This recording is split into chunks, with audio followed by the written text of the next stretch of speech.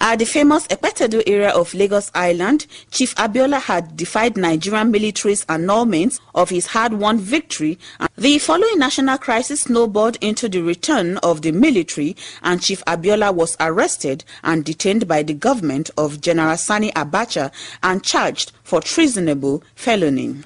The trial was stalled for 4 years until his death on the eve of freedom on Tuesday, July 7, 1998, which sparked off the violent protest, particularly in Lagos and other towns in the Nigerian southwest where he was born, even though the man arguably to date recorded the most pan-Nigerian election victory in the country's near 50 years history.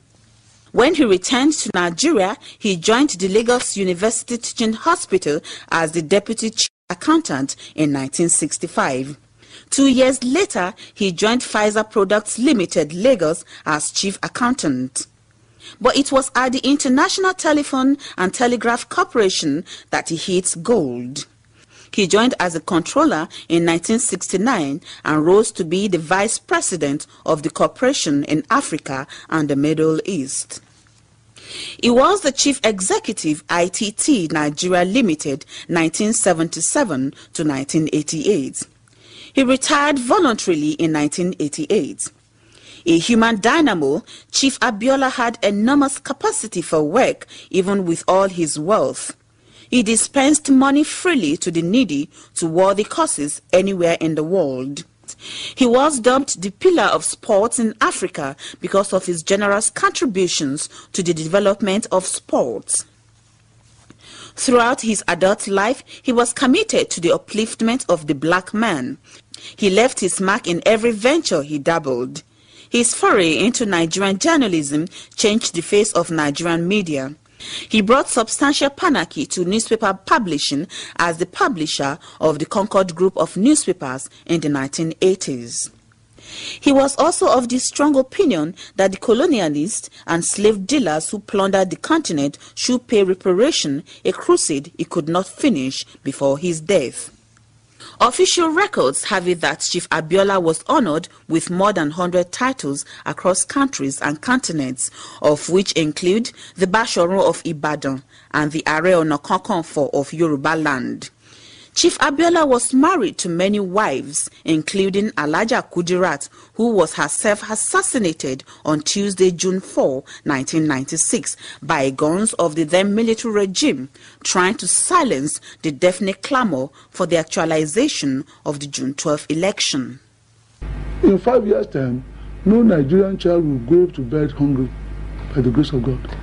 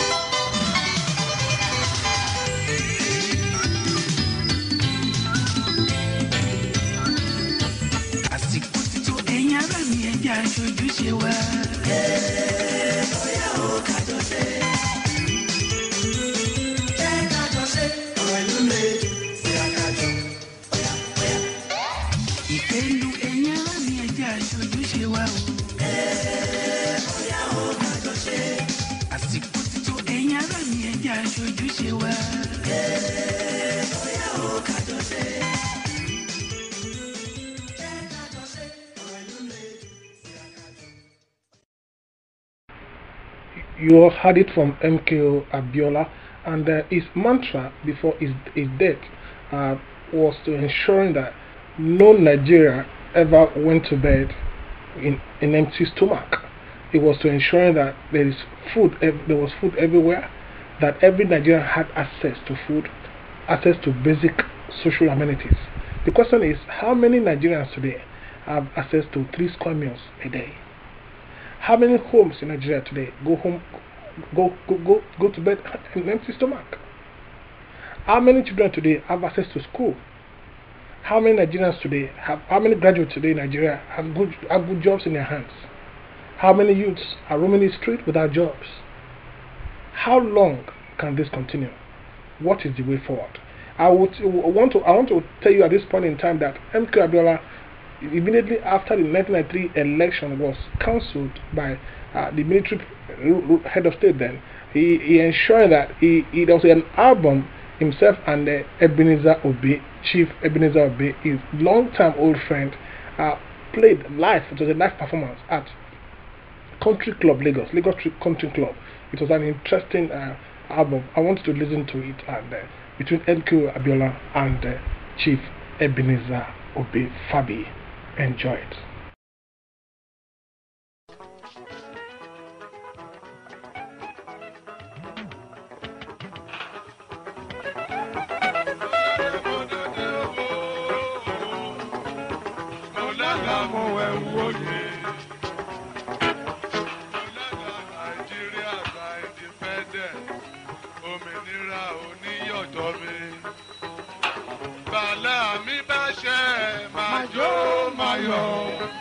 Máyọ̀ lọ́rùn èèyàn dúdú. Má ṣe kìlọ̀ fún àwùjọ ẹ̀. Awólọ́wọ̀ àti Sàdáúnà. Bàbá.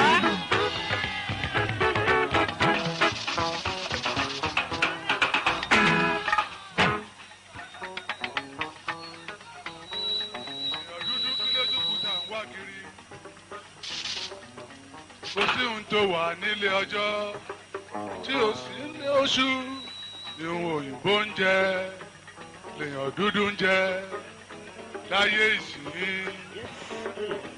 rẹ́kọ̀dù jó fàbúrò ó dára kó tó tán kórè ṣọ́ọ̀bù kó lọ́ra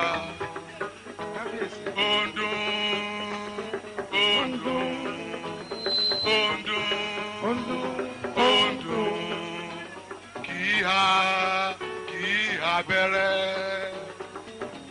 orin aládùn ló kọ séjì gbọ́ ènìyàn rẹ́kọ̀dù jó fàbúrò ó dára kó tó tán kórè ṣọ́ọ̀bù kó lọ́ra olúkú ìwà fi ṣiṣẹ́ ṣe torí ọ̀la jòyè gbé túbọ̀ múra síṣẹ́ kó má ṣe ṣọ̀lẹ kò síbi tá a wà tá ò rí fún ọ̀run. Ó ṣe ó ń dùn ó ń dùn ó ń dùn kì í abẹ́rẹ́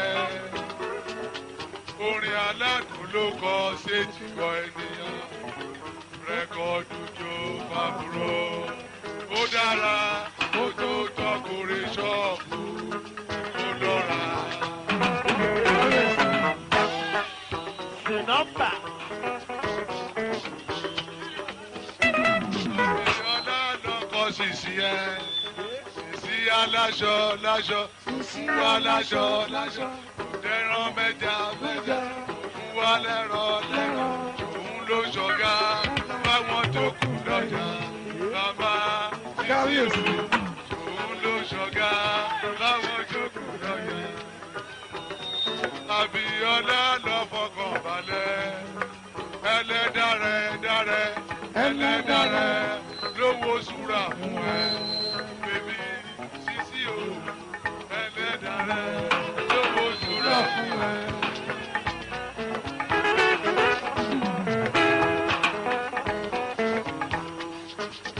ìlú Ẹ̀gbá aláfẹ́ lọ bá wọn bèbí ṣeré lọ́nà ìlú Ẹ̀gbá.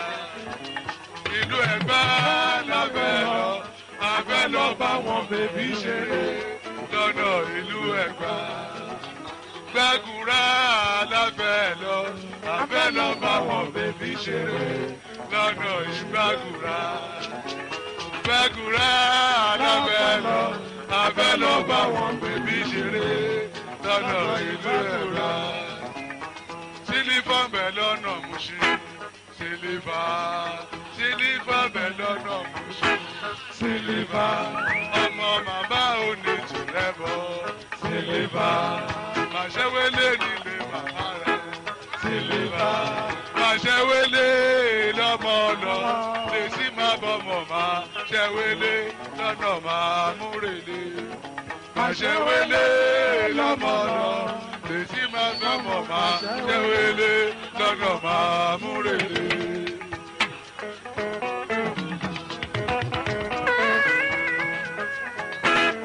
Abẹ́òkúta ìlú Ẹ̀gbá èmi ò nígbà rẹ̀.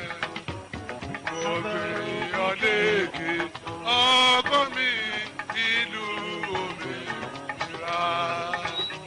Èmi ò bàbá òkúta ṣògo. Èmi ò dúró lórí Olúmọ. Yọ lórúkọ rẹ̀. Ẹ̀gbá èmi ọmọ lè ṣàbí. Máyọ̀ máyọ̀ máyọ̀ máyọ̀ máyọ̀ lórúmọ. Máyọ̀ máyọ̀ máyọ̀ máyọ̀ máyọ̀ lórí Olúmọ.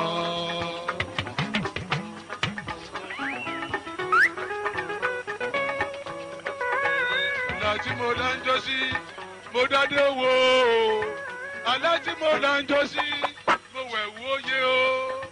Àlá tí mo dá ń jọ sí Nàìjíríà dolómìnira. Ó ṣẹ lọ́jọ́ òní jìbìrìbì.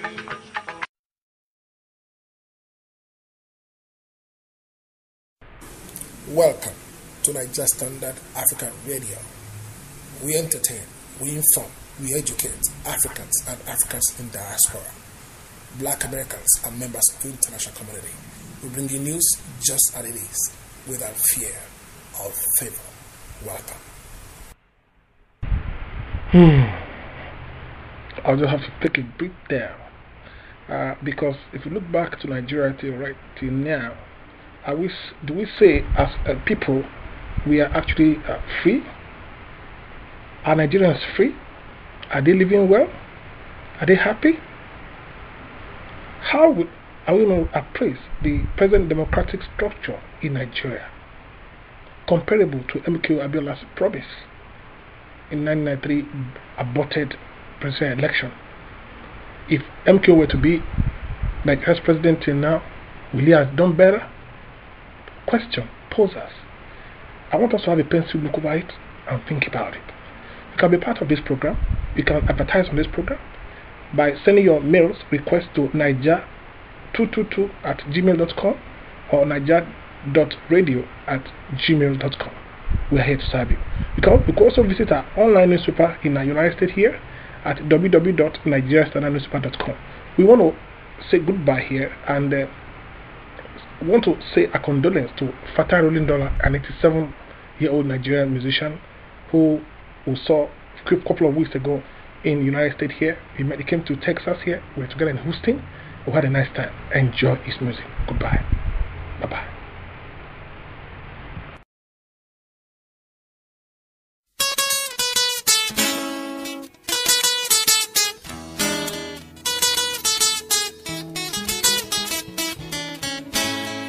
Wọ́n kéré sí nọ́mbà wa, wọ́n kéré sí nọ́mbà wa, wọ́n kéré sí nọ́mbà wa, àwọn ọmọdé wọ̀nyí kéré sí nọ́mbà wa.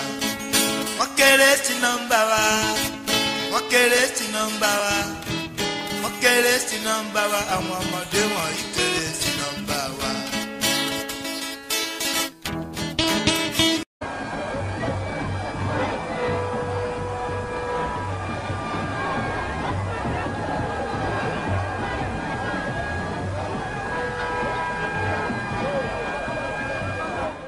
At the famous Epetedo area of Lagos Island, Chief Abiola had defied Nigerian military's annulment of his hard-won victory.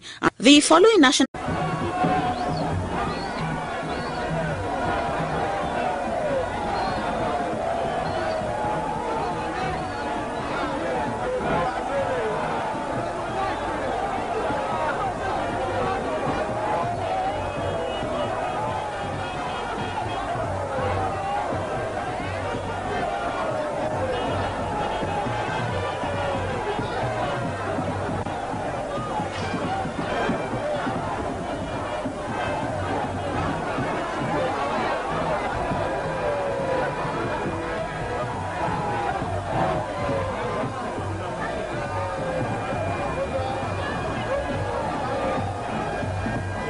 in Lagos and other towns in the Nigerian southwest where he was born, even though the man arguably to date recorded the most pan-Nigerian election victory in the country's near 50 years history.